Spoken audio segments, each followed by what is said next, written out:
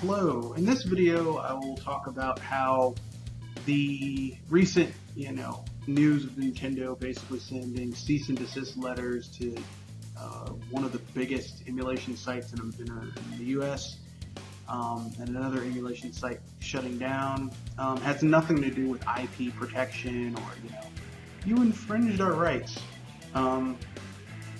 There's something else here going on. I'll also tell you my opinion on it. So with that being said, let's get to it after the cut.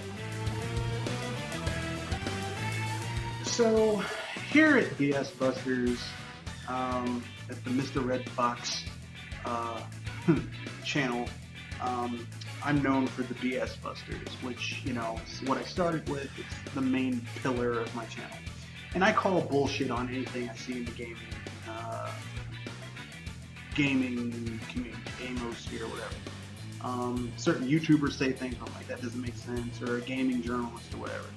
But I even go to companies when they do something where I'm like, that's kind of bullshit. So let's dive into it. Some people will say, well, Nintendo's doing this to protect their IPs. No, they aren't. Nintendo's doing this because they infringed on their copyright of the game. No, they aren't. Because if that was the issue, Nintendo would have shut down these websites when they first began. No. What's really going on here is that Nintendo's about to launch their online service, which is going to offer these same games with a few bells and whistles that really don't matter in the grand scheme of things. Bells and whistles that you probably would have had access to for free if you emulated the game via emulator. That's what this is about.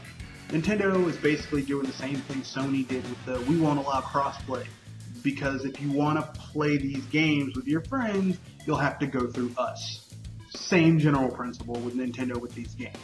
Except the only difference is that Sony doesn't really isn't the owner of the IPs of those games, or don't hold have a major hold on the licensing of those games. Nintendo does. That's the only difference. So legally, Nintendo has the right to do this. Morally, practically, not really, and I'll get to that after the cut. Alright then, so here we go. The moral argument, oh, well, they're going after our IP, we have to protect it. Okay, if that's the issue, why now? I mean, couldn't this have been done, I don't know, like 15 years ago, when these sites were getting big? Of course it could have, but they didn't do it because they weren't coming out with their online service where they were renting their games out to you versus you buying them and owning them.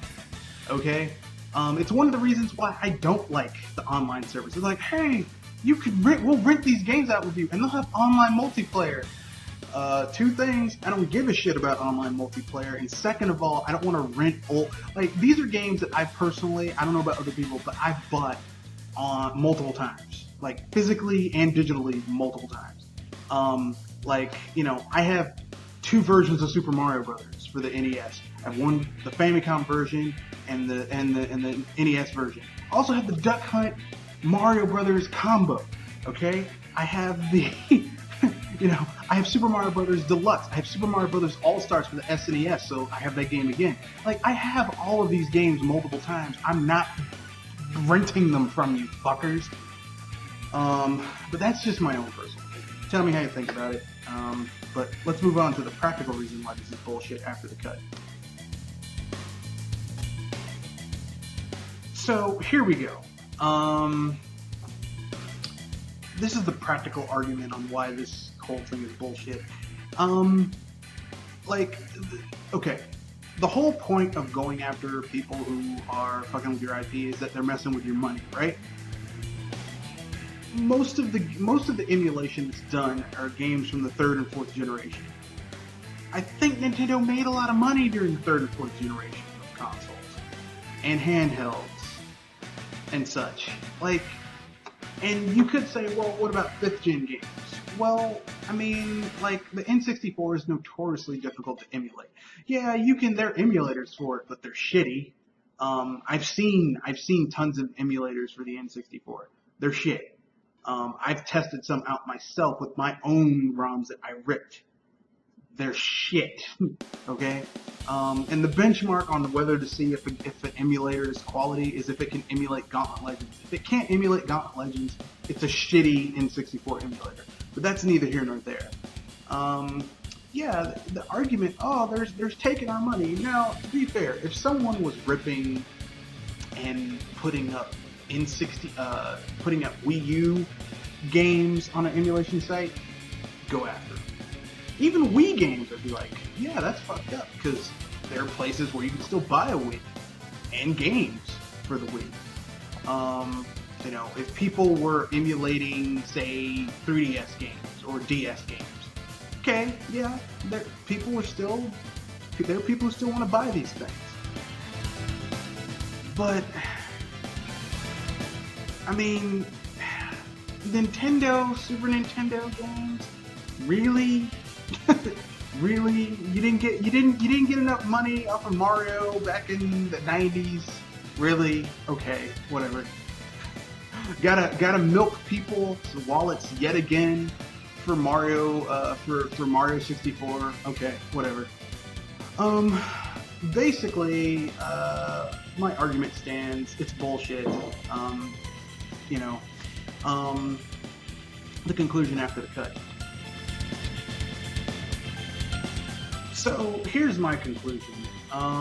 Basically, all of this has been done so that Nintendo can promote their shitty online service. Which, I mean, with all of the stuff they're kind of doing, better be good.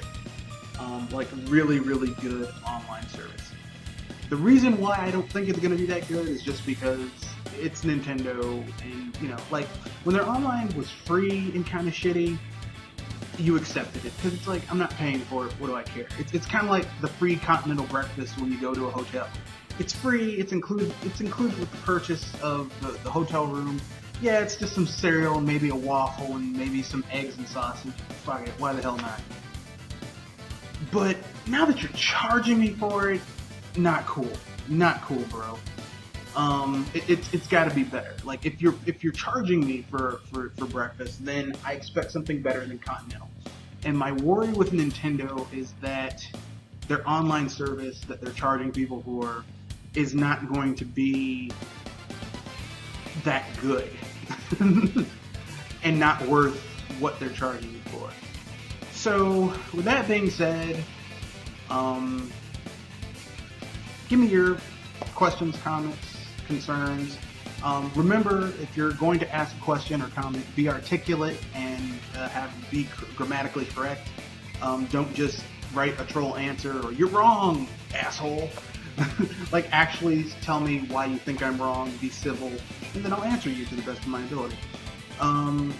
This Saturday, 7:30 p.m. Eastern Standard Time to 8:30 will be the Sci-Fi Power Hour-ish. We will be talking about the recent news about Marvel's properties and Venom and all that fun stuff. And we'll have a special little segment where we'll be talking about the Marvel's, certain characters in the Marvel Universe who are actually mutants, that you would be surprised are actually mutants. And this Sunday, same bat time, same bat place, 7:30 to 9, we'll be doing BS Busters. Thank you, and peace.